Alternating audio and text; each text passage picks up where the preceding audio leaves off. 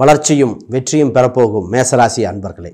பொதுவாக செவ்வாய் பெயர்ச்சி சிம்மத்தில் ஏற்படும் விஷயங்கள் ரொம்ப ரொம்ப முக்கியமான விஷயங்க. உங்கள் ராசி அதிபதி சிம்மத்தில் இடப்பெயர்ச்சி ஆகும் பொழுது கூட கேது பகவான் பயணிக்கிறார். செவ்வாயும் இங்கே தான் முக்கியமான விஷயம். செவ்வாயும் 7 வருடம் தசாபுத்தி கிரகம், கேதுவும் 7 வருஷம் தசாபுத்தி கிரகங்கள். செவ்வாய் என்னைக்கு மேஷத்தில் என்றாச்சோ அன்னையிலிருந்து உலகில் மாற்றங்கள் நிறைய நடந்திருக்கு. ஃப்ளைட் சம்மந்தப்பட்டு பார்த்துருக்கோம், போர் சம்மந்தப்பட்டது பார்த்துருக்கோம். அப்போ இந்த வருஷம் இந்த இதுக்கு நிறைய விஷயங்கள் கவனமாக இருக்கணும். ஒரு சில விஷயங்கள் செஞ்சே ஆகணும், அப்புறம் பார்த்துக்கலான்னு பார்க்கக்கூடாது. இது நிறைய மாறுதல்களுக்கு உண்டான காலகட்டம். இந்த செவ்வாய் ஜூன் 7 இருந்துங்க ஜூலை 28 வரைக்கும் இருக்குது. இந்த விஷயத்தை கையில் கெட்டியாக பிடிச்சிக்கோங்க. வாழ்க்கையில் மிகப்பெரிய மாற்றத்தை கொடுத்துரும். ஒவ்வொன்றா பார்ப்போம், பிரித்து கூட பார்ப்போம். செவ்வாய் அப்படின்னு பார்க்கும் பொழுதே நிறைய விஷயத்தில் என்னென்னா, செவ்வாய் யார் கூட இருக்காரோ அது பகை கிரகங்கள், யுத்த கிரகம், இது சகோதர கிரகம், இது என்ன வேலை செய்யுதுன்னு தெளிவாக பார்க்கலாம். முதல்ல இந்த சேனலை பார்க்குறவங்க சப்ஸ்கிரைப் பண்ணிக்கோங்க. நான் உங்கள் ஸ்ரீ சுபம் விஜயகுமார். அனைவருக்கும் வணக்கம். ரைட், செவ்வாய் காலபுருஷனுக்கு 5ஆம் வீட்டில் பயணிக்கிறார். உங்கள் ராசிக்கு 5ஆம் அதிபதி 3, 2ல் சுக்கிர பகவான். முதல்ல பொருளாதார நல்ல விஷயத்தை பேசிட்டு அப்புறம் ஆரம்பிப்போம். முக்கியமான விஷயம், பொருளாதார ரீதியாக வளர்ச்சி ஏற்படுகிற காலகட்டம். தன தானிய விருத்தி, திருமணம் சம்பந்தப்பட்ட விஷயங்கள் நிகழ்வுகள் நடக்கக்கூடிய காலகட்டங்கள். ஆனால் உங்கள் செவ்வாய் அங்கே இருக்கிறனால நீங்கள் ஒத்துக்குவீங்களா? அவங்க சொந்த பந்தம் ஒத்துக்குமா? திருமணம் பொண்ணு வீட்டுக்காரங்க ஓகேம்பாங்க, மாப்பிள்ளை வீட்டுக்காரர் புக்கு பண்ணுவாங்க. இப்போ மாப்பிள்ளை வீட்டுக்காரங்க ஓகே சொன்னால் பண்ணுவேன். அப்போ யாரெல்லாம் மேசராசிக்காரங்களோ அவங்க குடும்ப சம்மந்தப்பட்ட கன்வின்ஸ் பண்ண வேண்டிய காலகட்டமாக இருக்கும். இந்த காலகட்டத்தில் ஒரு சில விஷயங்கள் ரொம்ப கவனிப்பாக பண்ணி தான் ஆகணும். பொதுவாக நிறைய நல்ல பலன்கள் சொல்லிட்டு வந்தால் கூட கேர்ஃபுல்லாக இருக்க வேண்டிய காலகட்டம். ஏன் சொல்கிறோம்னா, இது இந்த பக்கம் வந்தால் கோடீஸ்வரர், இந்த பக்கம் போனால் அப்படியே மாறிடும். ரைட், இப்போ திருமணத்துக்கு வரன்கள் வருகிற காலகட்டங்கள். கொஞ்சம் குயிக்காக ஜோதிடர்கள் இதெல்லாம் பார்த்து திருமண பொருத்தம் பார்த்துட்டு அடுத்த எப்போ ஃபிக்ஸ் பண்ணணும், ஆவணி மாதம்னா ப்ராசஸ் பண்ண கொஞ்சம் ஸ்டார்ட் பண்ணணும், அப்புறம் பார்த்துக்கலாம் அப்படின்னு திருமணம் சம்மந்தப்பட்டது வேண்டாம். அதே கூட்டு பிஸ்னஸ் சம்மந்தப்பட்டது, இப்போ தான் பார்ட்னர்ஷிப் சம்மந்தப்பட்டதுகள் ஆப்பர்ச்சுனிட்டி நிறைய வரும். உங்கள் ஒரு ஃபீல்ட் ஆஃப் எக்ஸ்பர்டீஸ், அந்த ஃபீல்டு எக்ஸ்பர்டீஸ் யாரோ அவர்கிட்ட டிஸ்கஸ் பண்ணிவிட்டு உங்களோட ஒரு முறை நல்லா யோசனை செய்து எல்லாத்தையும் டிஸ்கஷன் பண்ணி டெசிஷன் எடுக்க. இது ரொம்ப ரொம்ப முக்கியமான காலகட்டங்கள். இந்த நேரத்தில் பூர்வீக ரீதியான சொத்துக்கள் பேச வேண்டாம். அப்புறம் ஏன்னா 8ஆம் அதிபதி 5 கேதுவோடு சம்மந்தப்படுவது மனஸ்தாபம் ஏற்பட்டாங்க. அதை விடுங்க, குலதெய்வம் சம்மந்தப்பட்டது செய்ய வேண்டியது விட்டுருந்தால் குலதெய்வ குற்றமாக மாறுற காலகட்டம். ஏன்னா 5ல் கேது செவ்வாய், 8ஆம் அதிபதி 5, 8 குலதெய்வ குற்றம் இருக்க வாய்ப்புண்டு, தத்து குழந்தை யோகம் உண்டுன்னு பலன் எடுக்கிறோம். கூட கேது சாரம் நின்று கேதுவை நோக்கி பயணிக்கும் காலகட்டத்தில் எதெல்லாம் நம்ம விட்டோமோ, இதிலே கேது தசை செவ்வாய் புத்தி இதெல்லாம் நடக்கிறவங்களுக்கு ரொம்ப கவனமாக இருக்க வேண்டிய காலகட்டம். இப்போ குலதெய்வ வேண்டுதல் பண்ணியிருக்கீங்க, இல்லை ஒரு தெய்வத்தை வேண்டுதல் பண்ணி அதை நிறைவேற்றிடுங்க. நிறைவேற்றிட்டு அடுத்து தான் நம்ம ப்ராசஸ் பண்ணணுங்க. சரி, ரைட். இப்போ தகவல் தொடர்பு சம்மந்தப்பட்ட சூப்பரான காலகட்டங்கள். அப்போ ஒரு விஷயங்கள் வேலை ரீதியாக பொருளாதார ரீதியாக ஒரு தகவல்கள் வருகிற காலகட்டம்னா இப்போ நல்லாயிருக்கும். 3ஆம் இடத்தில் குரு பகவான் நன்றாக நின்று 11, 7, 9 வளர்ச்சி பெறுகிறார். இந்த நேரத்தில் சுப செய்திகள் வருகிற காலகட்டம். சுப செய்தியில் என்னவா இருக்குன்னா, குடும்ப ரீதியான முக்கிய முடிவுகள், வேலை ரீதியான முக்கிய முடிவுகள், தொலைதூரத்திலிருந்து வருகிற நற்செய்திகள், இந்த மாதிரி கொண்டு போய்க்கலாம். அப்போ இது மாதிரி விஷயங்கள் நல்லாயிருக்கும். வேலையில் ஒரு மாறுதல் உண்டு.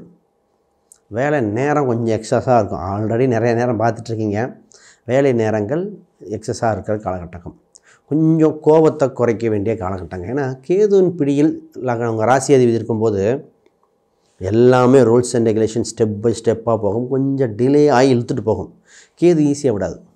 நான் பரிகாரம் கொடுக்குறோம். அப்போ அது ப்ராசஸ் இப்படி போக வேண்டிய காலகட்டமாக இருக்கிறது. உங்கள் ராசிக்கு 4ஆம் அதிபதி இப்போ தான் பார்த்தீங்கன்னா வீடு, இடம், வண்டி, வாகனங்கள் சம்மந்தப்பட்ட விஷயங்கள் 1க்கு 2 முறை விசாரித்து விட்டு செய்யணும். நிறைய பேர் பார்த்திங்கன்னா இந்த மாதிரி லக்னாதிபதி இல்லை ராசி அதிபதி பாவகிரக தொடர்பு இருக்கும் பொழுதும் அந்த மாதத்தை தவிர்ப்பது நலம். இப்போ உங்கள் லக்னாதிபதி வேறு இருக்கலாம், தசாபுத்தி வேறு இருக்கலாம். அப்போ அது பண்ணலாம். நீங்கள் பார்க்கும்பொழுது என்னென்னா, ஜாதகம் பார்த்து அந்த இடத்த டாக்குமெண்டேஷன் வெரிஃபை பண்ணி உங்களுக்கு அமைப்பு இருக்கா, இல்லை உங்கள் குடும்ப நபர்கள் யார் பேரில் அமைப்பு இருக்குது, அந்த மாதிரிலாம் வெரிஃபை பண்ணிவிட்டு பண்ண வேண்டிய காலகட்டங்கள். பொதுவாக சொத்து வாங்கணும் ஒரு விருப்பம் வந்துகிட்டே இருக்கும். ஒரு ப்ராப்பர்ட்டி வாங்குவோம், ஒரு சுப செலவாக பண்ணிக்கலாம், இந்த நேரத்தில் பண்ணால் இன்வெஸ்ட்மெண்ட்டாக இருக்கும் அப்படின்னு ஒரு சிந்தனை வருது. ஏன்னா கையிருப்பு பணம் வருகிற காலகட்டங்கள். ஒரு சிலருக்கு இடத்தை விற்று வருகிற காலகட்டம் வேறு. இந்த நிகழ்வுகள் சுபமாக இருக்கிற காலகட்டம். ரைட். இப்போ இது கொஞ்சம் முக்கியமான பாயிண்ட். ஏன் அப்படின்னா இது ஒரு சிலர் தான் செட் ஆகும். பட் அது இருந்தாலும் கவனிங்க. யாருக்கெல்லாம் முன்னாடி ஒரு வம்பு வழக்குகள், ஒரு கேஸ் சம்மந்தப்பட்டது இதெல்லாம் இருக்குன்னா அவங்களுக்கு தாங்க இப்போ ப்ராப்ளம். 8ஆம் இடங்கிறது வம்பு வழக்குகள், கேஸை குறிக்கக்கூடியது. கேதுங்கிறது சட்டத்திட்ட சொல்கிறது. சட்டத்தின் சம்மந்தப்பட்ட விஷயத்தில் கவனமாக இருக்க வேண்டிய காலகட்டம். அதில் பொதுவாக இந்த டாக்குமெண்டேஷன் செக்லீஃப் கொடுத்த வழக்கு, இடஞ்சம்பந்தப்பட்ட வழக்குகள், இந்த செக் பவுன்ஸ் ஆயிடுச்சு, இந்த மாதிரி விஷயத்தில் பூர்வீக ரீதியான சொத்துக்களில் இந்த அதில் கொஞ்சம் கவனமாக ஒரு கன்சல்ட் பண்ணி லாயர்கிட்டலாம் ப்ராப்பராக பேசி பண்ண வேண்டிய காலகட்டம். அவசர முடிவு வேண்டாம், பொறுமை காக்கவும். இப்போ தான் நான் நிறைய பேர்த்துக்கு சொல்லியிருக்கேன், சார் இந்த கோர்ட்டு சம்மந்தப்பட்ட வாய்தா வாங்கி ஒரு மாதம் 2 மாதம் தள்ளி போட்டுருங்க. இந்த மாதம் டிசிஷன் எண்ட் ரிசல்ட் வராது, அப்பியர் ஆகணும்னா பாருங்கள். இது ஒரு சிலருக்கு சொல்ல வேண்டியது. சரி, பிஸ்னஸ் சம்மந்தப்பட்ட பார்ப்போம். யாருக்கு பிஸ்னஸ் எப்படி இருக்குது? பொதுவாக பிஸ்னஸ் சம்மந்தப்பட்டது பார்க்கும்போது இந்த காலகட்டத்தில் நல்லா கவனிக்கணும். 9 இடம் சூப்பர், ஏன்னா குரு பார்க்குது. 10, 11 10, 11, 12லேருந்து வக்ரம் பெறுகிற காலகட்டம்.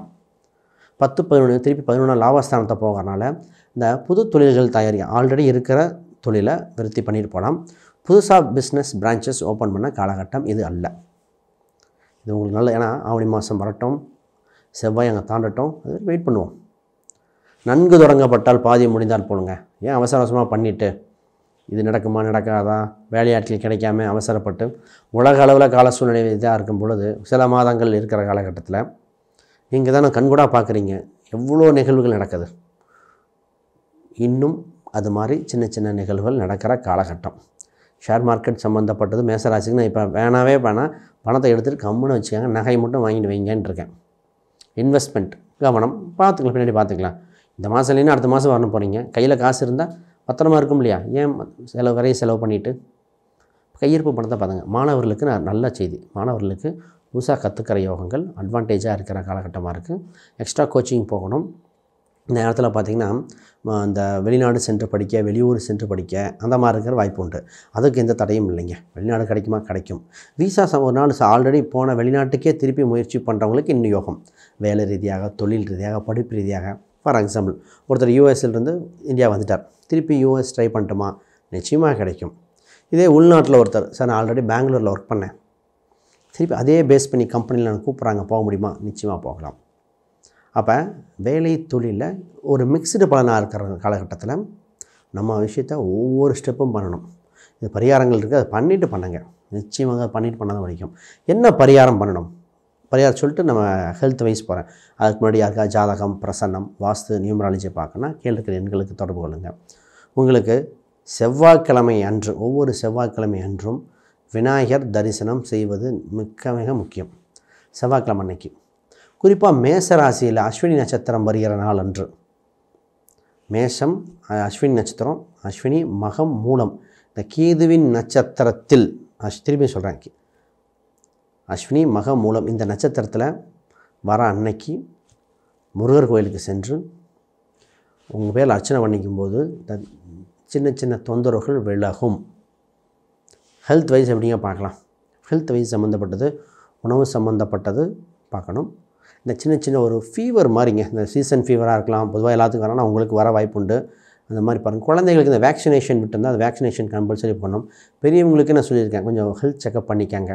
ஆக மொத்தம் இந்த இன்னும் சில காலங்கள் ஒரு சில விஷயங்கள் வேகப்படுத்தி செஞ்சாகணும், ஒரு சிலது மிக்சடு பலனாக இருக்குது. இந்த கோயில் குளத்துக்கு பண்ணி தான் ஆகணும்.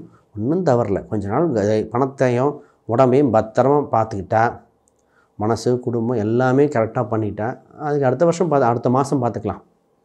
ஒரு மாதம் ரிலாக்ஸேஷன் டைமாக எடுத்துக்காங்க. இதுதான் இந்த உண்டான பலாபலன்கள். முக்கியமாக இந்த நேரத்தில் உங்களுக்கு ஒரு முக்கியமான விஷயம் செஞ்சே ஆகணும். அப்போ என்ன எண்கள் பயன்படுத்தினா, 6ஆம் எண் நம்பர் 6, அப்புறம் நம்பர் 1, 6, அப்புறம் 5, இந்த எண்கள்லாம் இந்த செவ்வாய் பயிற்சி அப்போ மிகுந்த வளர்ச்சியாக இருக்கும். குறிப்பாக 8, 9 தவிர்த்துடலாம், பார்த்துக்கலாம், அப்புறம் பார்த்துக்கலாம். சரிங்களா? கீழே வேறு கேள்விகள், சந்தேகங்கள் இருந்தால், இதில் ஒரு சில சந்தேகங்கள் வரும், அந்த மாதிரி தான் கீழே கமெண்ட் பண்ணுங்கள். கமெண்ட்ஸ்லேயும் வந்து கொடுத்துட்ருக்கோம், இல்லை அடுத்த வீடியோஸ்லையும் கொடுத்துட்டு தான் வந்துட்டுருக்கோம். நிச்சயமாக உங்களுக்கு பெரும் உதவியாக இருக்கும் நினைக்கிறேன். அனைவருக்கும் வணக்கம், வாழ்த்துக்கள்.